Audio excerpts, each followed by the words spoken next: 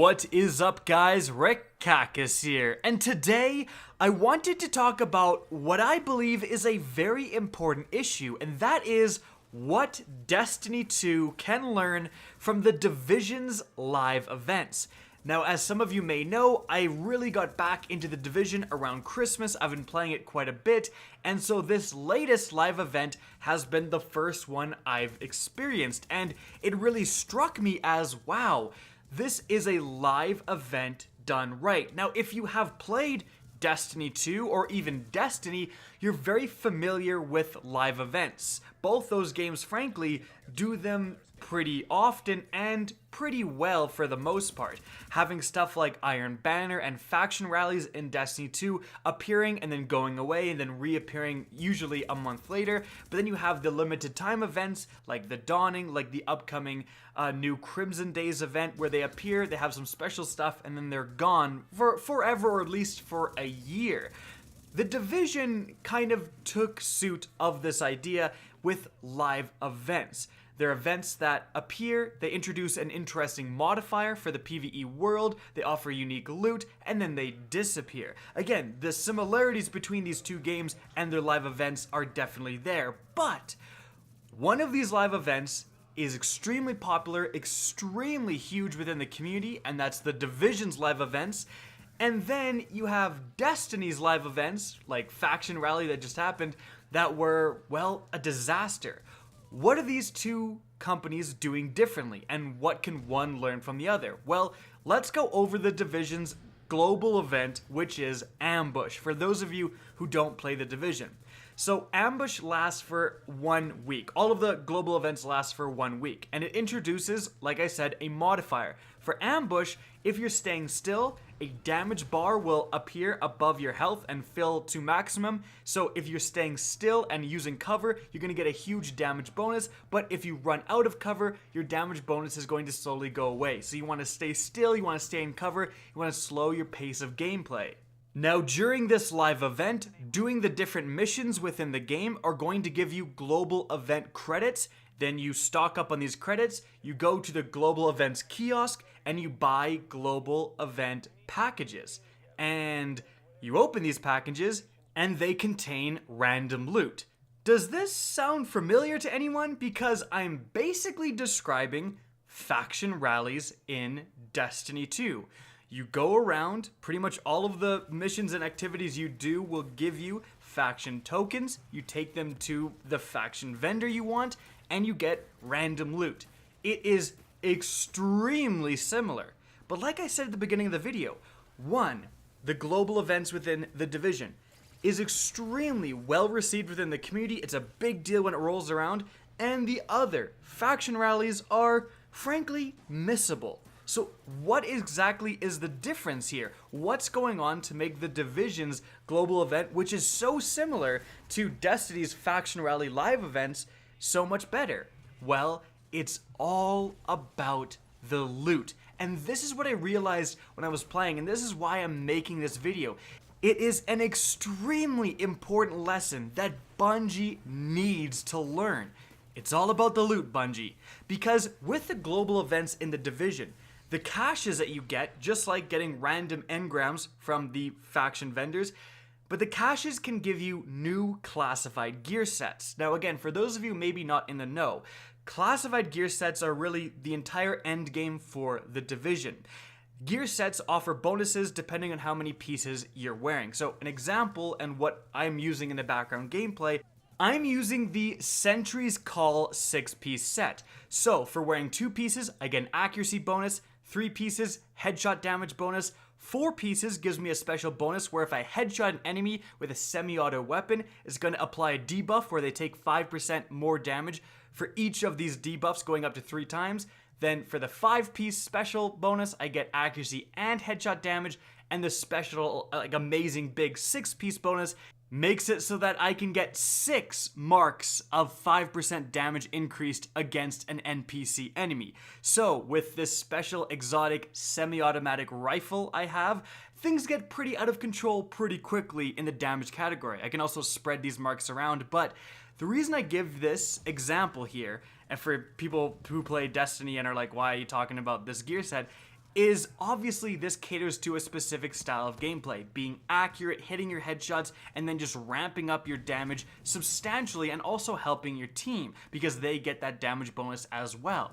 But one of the new 6-piece sets just introduced with the most recent Ambush global event is the Fire Crest classified set. This set is completely built around the Fire Turret skill. It's a mobile turret that you throw and it shoots a flamethrower at enemies. Now, the 2-piece bonus gives you more incendiary grenades. 3-piece bonus gives you more flame turret range and damage. The 4-piece bonus makes it so that you do 15% more damage against burning enemies. Obviously, great wombo combo there. Now, the new 5-piece bonus gives you more incendiary grenades, turret range, and turret damage. And then the special 6-piece bonus makes it so that your bullets have a 2% chance to cause an enemy to burn. Burning targets can cause a fiery explosion when killed once every 10 seconds. And NPCs set on fire by your flame turret will burn 25% longer for the more points you put into electronics. So, again, for you Destiny players, the reason I went over those examples is that think about how different your gameplay style is going to be with these two different sets. Sentry is a lot more about being accurate, landing your headshots, and getting those insane damage bonuses. Works great with sniper rifles from a distance. Firecrest is all about that flame turret, chucking it down, lighting everything on fire. Your bullets are lighting people on fire, and when enemies are lit on fire in the Division, the NPCs will do an animation where they don't shoot at you, they're screaming and they're moving around, so it causes them to stop and you can really line up headshots. It's very, very useful. So these are two completely different styles of gameplay due to the armor gear sets within the Division. That's a very important lesson in and of itself, and that's why the Division's endgame is great right now, where in Destiny you have not really too much difference between, heck, even different classes, but different subclasses and so on, because you don't have the degree of customization.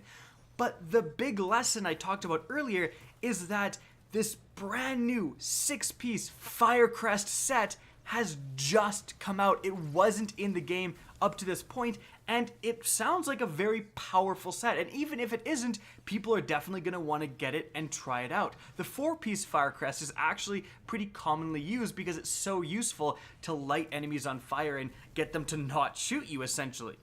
So there we have the difference. When Destiny 2 is hitting you up with faction rallies and iron banners, no one cares if the loot isn't substantial. No one's gonna grind hours and hours and hours into faction rallies just to get a pistol like last time, or to get a subpar auto rifle that isn't as good as a Uriel's gift. No one has the motivation to do that stuff. But in the Division's global events, people are willing to grind missions over and over all day. Like, just grinding. That's all you do in a global event, grinding just like a faction rally. But the rewards are huge. They're brand new classified gear sets that really shape up the endgame.